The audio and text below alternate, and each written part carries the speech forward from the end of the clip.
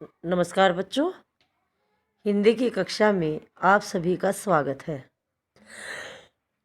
हम बाल राम कथा का पाठ 10 पढ़ रहे थे और कल हमने पाठ 10 का पेज नंबर 64 पढ़ा था, जो कि हमारा पूरा नहीं हुआ था। तो बच्चों, आज हम पेज नंबर 64 से ही शुरू करेंगे।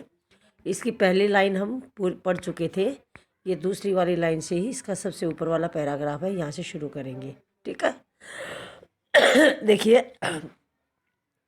जब हनुमान सीता की खोज में लंका पहुंच चुके थे और हनुमान ने सीता को सब जगह खोजा, लेकिन सीता का कोई भी सुराग नहीं मिला। तो अंत में वे कहाँ पहुँचे? वाटिका में। ठीक है, जब उसको हनुमान को रावण का जब रथ दिखाई दिया तो रथ को के साथ ही क्या थी? वाटिका। जहाँ उसका रथ खड़ा हुआ था रावण का, तो वहीं पर रावण की वाटिका थी, अशोक वाटिका। तो और दिन जो है चढ़ आया था, अर्थात रात बीत गई थी, दिन निकल आया था। तो हनुमान ने दिन में सीता को खोजना उचित नहीं समझा, दिन में अशोक वाटिका में जाना उचित नहीं समझा। तो वे एक पेड़ के ऊपर चढ़कर बैठ गए। ठीक है, तो पेड़ इतना गहरा था, घना था, गहरी टहनियाँ थी, घने पत्ते थे। तो उस पेड़ पर से हनुमान तो सबको देख रहे थे, हनुमान को तो सब कुछ दिखाई दे रहा था, लेकिन किसी को हनुमान नज़र नहीं आ रहा था। ठीक है, सब लोगों को और लोगों को कुछ नहीं दिखता था, लेकिन हनुमान पेड़ पर बैठे बैठे सब कुछ देख रहे थे। तो देखिए, अब शुरू करते हैं इसी पेज से। रात हो आई। ठीक है, रात हो आई, अचानक वाटिका के एक कोने से उन्हें अट्ठहास सुनाई पड़ा। अट्ठहास मतलब ठहाका, हंसी मजाक का ठहाका। जब कई आदमी इकट्ठे बैठते तो हंसते, तो एकदम से जोर की आवाज़ आती ना, तो उसको बोलते हैं अट्ठहास। रात हो गई थी तो अचानक हनुमान को एकदम से एक कोने से जोर से हंसने की आवाज़ आई। तो वे राक्षसियाँ थी। कौन थी वो हंसने वाली? राक्षसियाँ। हनुमान उधर ही देखने लगे, जहाँ से आवाज़ आ रही थी, हंसने की आवाज़ आ रही थी, तो हनुमान उधर ही देखने लगे। तो उन्होंने क्या देखा कि एक वृक्ष के नीचे राक्षसियों का झुंड था। तो एक पेड़ के नीचे राक्षसियों, बहुत सारी राक्षसियाँ इकट्ठी होकर बैठी हुई थी। वे किसी बात पर ठहाके लगा रही थी और वो कोई बात कह करके खूब हंस रही थी। हनुमान को लगा कि वे सीता सीता पर हंस रही हैं। तो हनुमान ने सोचा कि वे सीता की बातों पर हंसी, सीता पर हंस रही है सारी राक्षसियाँ।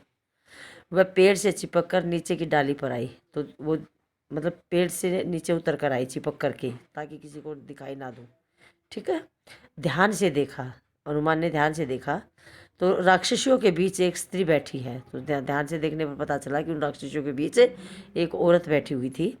चेहरा मुरझाया हुआ था, उस औरत का चेहरा मुरझाया हुआ था, परेशान थी, उदास थी, दयनीय, दुर्बल, शोकग्रस्त। तो कैसी हालत थी उनकी? दयनीय थी, जैसे दया से भरी, और दुर्बल, कमज़ोर, जैसे सारी राक्षसों ने उसके घेर रखा हो इस तरीके से। शोकग्रस्त, शोकग्रस्त मतलब दुख में डूबी हुई, परेशान होकर के बैठी हुई थी। तो अब हनुमान समझ गए उसको देख करके कि यही माँ सीता है। ठीक है, हनुमान को समझ आ गया कि यही माँ सीता है। उन्होंने मन में सोचा, अब उन्हें कोई भी संदेह नहीं था। अब हनुमान ने अपने मन में सोचा कि ज़रूर यही सीता है। अब उनके मन में किसी प्रकार का शक नहीं था, अर्थात उन्होंने सीता को ढूंढ लिया था। राक्षसियाँ वही थी, हट नहीं रही थी। हनुमान उतावले थे, पर नीचे उतरने का डर था। ठीक है, राक्षसियाँ वही बैठी हुई थी, बिल्कुल भी नहीं हट रही थी, हिल नहीं रही थी वहाँ से। और हनुमान उतावले थे कि किसी तरह मैं सीता से मिलूँ, लेकिन नीचे उतरने का उसको डर था क्योंकि राक्षसियाँ उसको देख लेंगी। स्वयं उनके लिए, ठीक है ना, सीता के लिए भी, तो उसके लिए भी उतरना मुश्किल था और सीता के लिए भी उसको इससे बात करना मुश्किल था। तभी उन्हें रावण को आते देखा।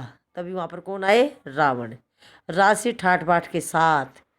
तो राजसी ठाट बाट के मतलब राजा के कपड़े पहने हुए, बिल्कुल राजा की मतलब राजसी ठाट, सजे धजे। ठीक है, दासियों सहित, और उसके साथ दासियाँ भी थी। तो हनुमान ने सीता से भेंट किए बिना लौट कर नहीं जाना चाहते थे। हनुमान चाहते थे कि मैं सीता से अवश्य मिलकर चलूं, वो सीता से मिले बिना वापस नहीं जाना चाहते थे। ठीक है, ऐसे लौटा तो राम को क्या बताऊंगा। हनुमान सोच रहे थे कि सीता से मिले बिना वापस गया तो हनुमान को क्या बताऊंगा मैं। उन्होंने सोचा, नीचे उतरने का अवसर नहीं मिल रहा था और हनुमान को नीचे उतरने का मौका ही नहीं मिल रहा था, क्योंकि उसके साथ राक्षसियाँ बैठी थी, तो कैसे उतर कर आई। तो डाल से चिपके गई और वो डाल से चिपके हुए बैठे थे और भी चिपक गई। सांस रोक कर हनुमान ने अपनी सांस रोक ली ताकि किसी को पता न चले। ठीक है, रावण के लौटने की प्रतीक्षा में, और हनुमान सोच रहे थे कि रावण कब वापस जाएगा तो मैं सीता से मिलूं। रावण ने सीता को बहलाया फुसलाया, रावण ने सीता को खूब बहलाया फुसलाया शादी करने के लिए, उसको लालच भी दिया। सीता नहीं डिगी, लेकिन सीता ने उसकी बात को नहीं माना। ठीक है, वह डर से कांप रही थी। नेक्स्ट पेज देखिए 65। सीता जो है इतनी डरी हुई थी, डर के कारण वह कांप रही थी। उन्होंने रावण की एक न सुनी, लेकिन फिर भी रावण की उसने की बात नहीं सुनी, तिरस्कार किया, रावण का अपमान किया। ठीक है, रावण ने कहा तुम्हें डरने की आवश्यकता नहीं है सुमुखी, मैं तुम्हें स्पर्श नहीं करूंगा। तो रावण ने कहा कि तुम डरो मत, मैं तुम्हें बिल्कुल भी हाथ नहीं लगाऊंगा, स्पर्श नहीं करूंगा, जब तक तुम स्वयं ऐसा नहीं चाहोगी, जब तक तुम स्वयं मेरे मुझसे शादी करने के लिए नहीं कहोगी, तब तक मैं तुझे हाथ नहीं लगाऊंगा। मैं तुम्हें अपनी रानी बनाना चाहता हूँ, मेरी बात मान लो। ठीक है, रावण ने ऐसे कहा सीता को, और सुख भोग करो और मेरी रानी बन करके लंका में सुख से रहो, सब तरीके के सुख प्राप्त करो, ऐसे कहा। अन्यथा मैं तुम्हें तलवार से काट डालूंगा, नहीं तो मैं तुम्हें तलवार से काट दूंगा। सोच लो तुम्हारे पास अब केवल 2 बचे हैं, दो क्या क्या किस केवल तुम्हारे पास अब 2 महीने बचे हैं, 2 महीने का समय उसको दे दिया। ऐसा कभी नहीं होगा दुष्ट, राम के सामने तुम्हारा अस्तित्व ही क्या है। तो सीता ने कहा कि ऐसा मैं कभी बिल्कुल नहीं करूंगी, ऐसा नहीं होगा दुष्ट। अब राम के सामने तुम हो ही क्या, तुम्हारा क्या अस्तित्व है राम के सामने, तो तुम्हारा अस्तित्व ही नहीं है, तुम कुछ हो ही नहीं राम के सामने। ठीक है, तुम मुझे राम के पास पहुंचा दो, वे तुम्हें क्षमा कर देंगे। तुमने ऐसा नहीं किया तो सर्वनाश निश्चित है। तुमसे तुमने अपराध किया है, तुम्हें कोई नहीं बचा सकता। राक्षस मूर्ख, तुम्हारा अंत निकट है। तो सीता ने कहा कि मुझे सही सलामत राम के पास पहुंचा दो। ठीक है, वे तुम्हें मुझे राम के पास बिल्कुल सुरक्षित पहुंचाओगे तो वे तुम्हें क्षमा कर देंगे, माफ़ कर देंगे। नहीं तो तुमने ऐसा नहीं किया तो तुम्हारा सर्वनाश निश्चित है, तुम्हारा सब कुछ नष्ट हो जाएगा। ठीक है, तुमने अपराध किया है, तुम्हें कोई नहीं बचा सकता। तो ये बात कौन कह रहा है, सीता किसको कह रही है, रावण को। तो मूर्ख राक्षस, तुम्हारा अंत निकट है। उसने कहा राक्षस तुम तो मूर्ख हो, तुम्हारा अंत निकट है, तुम्हारी तो अंत निकट वाला, तुम्हारी मृत्यु होने वाली है, तुम्हें तो राम के हाथों तुम्हारा नाश होने वाला, सर्वनाश होने वाला है। ठीक है, तो आगे देखिए, रावण क्रोध में और पैर पटकता हुआ चला गया। राम को गुस्सा आया, राम गुस्से में अपने पैरों को पटकता हुआ चला गया। जब गुस्सा आता तो पैर पटक के जाते ना, पैरों को तेज तेज मार के जाते हैं। रात गाढ़ी होती जा रही थी, रात बढ़ती जा रही थी। रावण के जाने पर राक्षसियों ने सीता को घेर लिया। जब रावण चले गए तो राक्षसियों ने सीता को घेर लिया, उसके चारों तरफ खड़ी हो गई, उन्हें डरा धमकाने लगी, सीता को डराने लगी और धमकाने लगी। बोली तुम मूर्ख हो, रावण का प्रस्ताव स्वीकार करो। उसको सीता को कहा राक्षसियों ने कि तुम मूर्ख हो, रावण जो कह रही है, रावण का जो प्रस्ताव है उसको स्वीकार कर लो, रावण की बात को मान लो। ठीक है, यह रावण की नगरी है, तुम्हारा राम यहाँ कभी नहीं पहुँच सकता। कहते कि ये नगरी जो रावण की है, तुम्हारा राम यहाँ बिल्कुल भी नहीं आ सकेगा, नहीं आ सकता। तो देखिए, तुम्हें कोई नहीं बचा सकता। कहते तो यहाँ पर तुम्हें कोई भी नहीं बचा सकेगा। राक्षसियों में एक त्रिजट्टा थी, तो उन राक्षसियों में एक राक्षसी थी जिसका नाम था त्रिजट्टा। सबसे भिन्न, वह सबसे अलग थी। उसने कहा मैंने एक सपना देखा है, पूरी लंका समुद्र में डूब गई है, सब नष्ट हो गया है, यह सपना अच्छा नहीं है। तो त्रिजटा ने क्या सपने आया कि क्या हुआ कि पूरी लंका समुद्र में डूब गई और सब कुछ नष्ट हो गया, लंका में जो कुछ था सब कुछ खराब नष्ट हो गया है। तो त्रिजटा ने कहा यह सपना बिल्कुल भी अच्छा नहीं है, मुझे बहुत गंदा सपना आया है।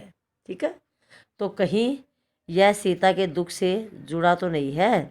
सीता की हिचकियाँ बंध गई, वह विलाप करने लगी। ठीक है, तो सीता की जो है हिचकियाँ, बेचारी हिचकियाँ लेकर रोने लगी, बुरी तरह से विलाप करने के लिए रोने लगी। देर रात राक्षसियाँ एक एक कर चली गई। अब देर रात तक राक्षसियाँ उसको समझा करके, विलाप सुला करके एक एक करके चली गई। सीता वाटिका में अकेली थी। अब सीता उस वाटिका में बिल्कुल अकेली थी। ठीक है, तो यह अच्छा अवसर था, पर हनुमान पेड़ से नहीं उतरे। अब हनुमान को सीता से मिलने का अच्छा मौका था, लेकिन फिर भी हनुमान पेड़ से नहीं उतरे। तो देखिए वो क्या करते हैं, कहीं सीता मुझे भी राक्षस न समझ ले। हनुमान ने सोचा कभी सीता मुझे भी राक्षस ना समझ ले, कहीं सीता मायावी चाल मान ले, तो मुझे मायावी चाल न मान ले कि मैंने कोई किसी का रूप धारण किया हुआ हो। उसने सोचा, सीता ने इस प्रकार की, रावण ने इस प्रकार की, हनुमान ने इस प्रकार की बात सोची। तो रावण यह सोच करके पेड़ से नीचे उतर कर नहीं आए। तो पेड़ के ऊपर बैठे बैठे देखो क्या करते हैं, पेड़ पर बैठे बैठे उन्होंने राम कथा प्रारंभ की। पेड़ के ऊपर बैठते ही उन्होंने राम की कथा शुरू कर दी, राम के बारे में बात बतानी शुरू कर दी। ठीक है, राम का गुणगान, और राम का गुणगान करने लगे, उसके बारे में उसकी बड़ाई करने लगे राम की। रावण की लंका में राम चर्चा सुनकर सीता चौंकी। अब रावण की लंका में, रावण की लंका थी, तो उसमें जब सीता ने राम का गुणगान सुना तो सीता जो है चौंक गई, हैरान हो गई। उन्होंने ऊपर देखा, अब उन्हें पेड़ के ऊपर देखा सीता ने, जिधर से आवाज़ आ रही थी। पूछा, कौन हो तुम? ठीक है, फिर सीता ने उससे क्या पूछा, हनुमान से, कौन हो तुम, बताइए। तो सीता, देखिए हनुमान क्या जवाब देते हैं। अब हनुमान नीचे उतर आए, उन्होंने सीता को प्रणाम किया। नीचे उतरकर हनुमान ने सीता को नमस्कार किया, राम की अंगूठी उन्हें दी, और राम ने जो अंगूठी दी थी हनुमान को सीता को देने के लिए, वह अंगूठी सीता को हनुमान ने दे दी। कहा, हे माते, मैं श्री राम का दास हूँ, कि मैं श्री राम का सेवक हूँ, दास हूँ। किष्किंधा के वानर राज सुग्रीव का अनुचर, किष्किंधा के जो वानर राज जो सुग्रीव है उसका अनुचर, उसका सेवक हूँ। उन्होंने मुझे यहाँ भेजा है आपका समाचार लेने। हनुमान को लेकर सीता के मन में अब भी शंका थी, लेकिन हनुमान की बात सुनकर सीता भी मन में कुछ शक कर रही थी। उन्होंने पर्वत पर फेंके आभूषणों की याद दिलाकर संदेह को दूर किया। तो हनुमान ने क्या किया, जो उसने पर्वत पर जो गहने फेंके थे, हनुमान ने अपने सीता ने जो अपने गहने निकाल कर जो फेंके थे पर्वत के ऊपर, तो हनुमान ने वो गहनों की याद दिलाई और उसके शक को दूर किया। ठीक है, तो बच्चों अब समय हो चुका है, आज हम इतना ही पढ़ेंगे, और आप इस पेज 64-65 को अच्छी तरह से दोबारा रीडिंग करेंगे। हमारा ये पाठ कल पूरा हो जाएगा, फिर हम इसके क्वेश्चन आंसर करेंगे। ठीक है, धन्यवाद, शुभ दिन।